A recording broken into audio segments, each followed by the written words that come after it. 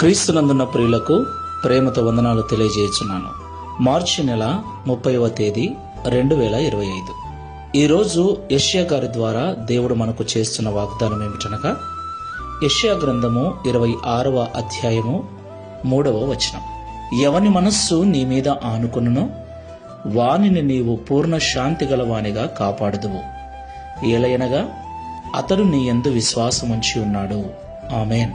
నా ప్రియమైన సహోదరి సహోదరులారా, ఈనాడు మానవునికి సమస్తము దొరుకుతున్నాయి. డబ్బును, బంగారమును, పరువు ప్రతిష్టలను, పేరును, గొప్ప గొప్ప పదవులెన్నిటినో కలిగి ఉన్నాడు. కానీ అతని మనస్సుకు నెమ్మది లేదు. నెమ్మది లేని జీవితాన్ని జీవిస్తున్నాడు.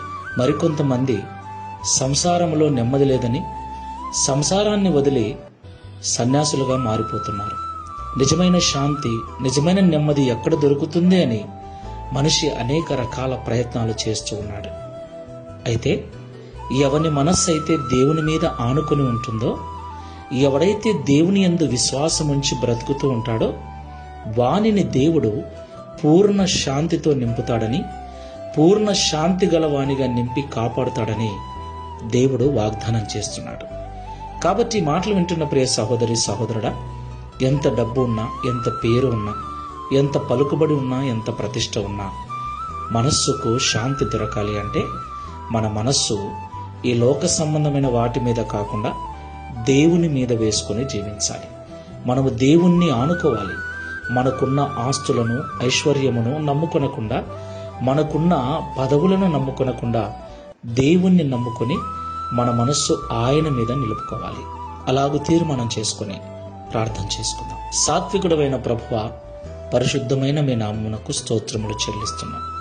నిజము తండ్రి, నేడు మానవుడు ఎన్నిటినో జయిస్తూ ఉన్నాడు, ఎన్నింటినో కలిగి జీవిస్తున్నాడు. కానీ ఎన్ని ఉన్నా మనస్సుకు నెమ్మది లేక, రాత్రి సరిగ్గా నిద్ర పట్టక, తిన్న ఆహారం అరక్క అనేక రకాల ఇబ్బందులు పడుతూ ఉన్నాడు.